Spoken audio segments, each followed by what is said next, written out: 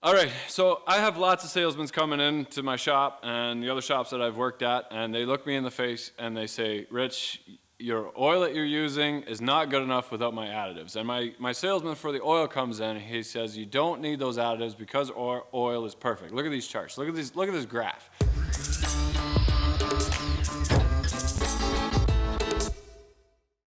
Okay, so we've made a few videos on when should I do an oil change and when to use OEM parts, when to aftermarket parts are okay. This isn't an endorsed video, this isn't anybody paying me anything, and we try to make videos on my experiences. Everything that I've done in the shop, everything that I've said is either somebody that I directly work very close with, that I've seen it through their shop, or something that I've personally experienced with. This engine is a 5.9, is a 1997 5.9, and it has 1.8 million kilometers on it, so about 1.1 million miles on it. And I just want to tell you guys the history of how it got that high and essentially what went wrong at the end. This customer hauls trailers non-stop, and these are not small trailers. This is not a truck that just putts around town and is a grocery getter or hauls a trailer up north once a week. This truck has way too big of trailers on it constantly. It's doing a lot of work. This truck probably had 180 horse. I slid the fuel plate forward and did the aneroid a little bit. You can check that video out, and that was because it was at 1.6 million at that time. He just needed a little bit more out of it, but he's able to get it to that amount because this is such a D-rated engine. You can crank these up to whatever you want them to get, but it will take off the life at the end of it as well. Now, he's also a stock transmission guy.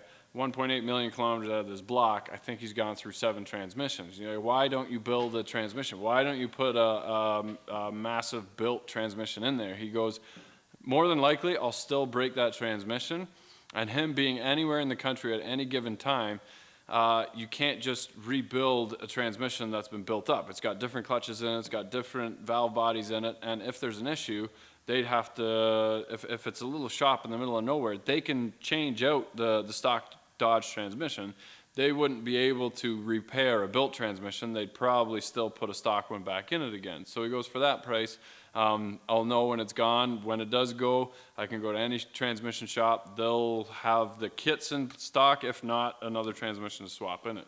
So keep that in mind, whether it's your Powertroke or your Duramax or your Cummins. If you start beefing them up, it does take life off of the top end, but this being 1,200 pounds of steel and pumping out a massive 160, 180, 190 horse, it's safe to boost it up a little bit, but keep in mind that when you start getting crazy numbers and you're blowing head gaskets and you have to stud it, then you're playing with fire literally.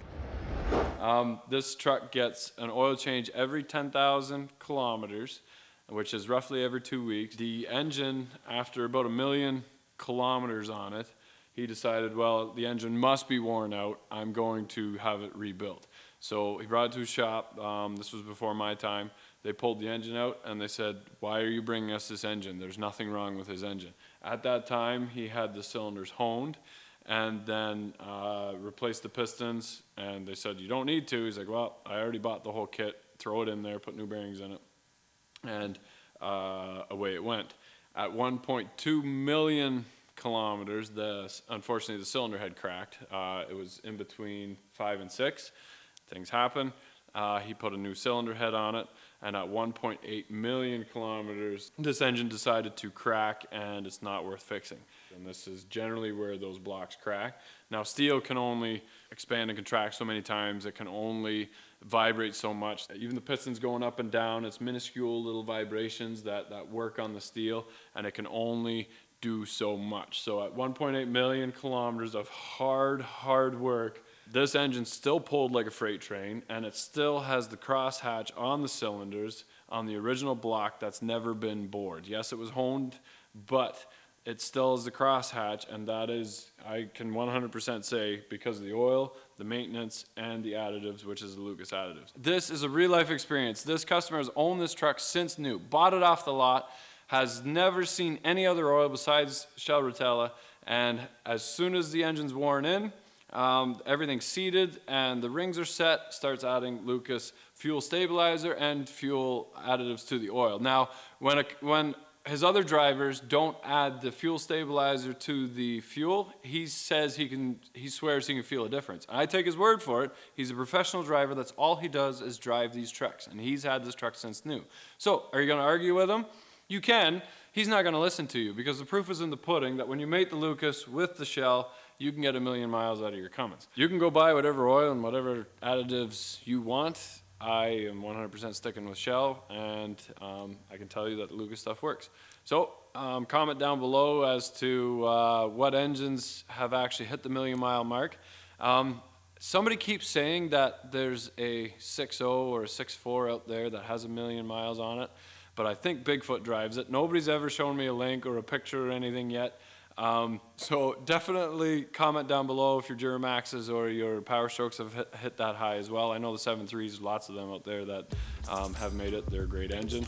But for me, I know that I will be running Shell. I will be continuing to use Shell in all my vehicles and in all my customers' vehicles. Comment down below what you guys run. And yeah, thanks for watching. Here we go.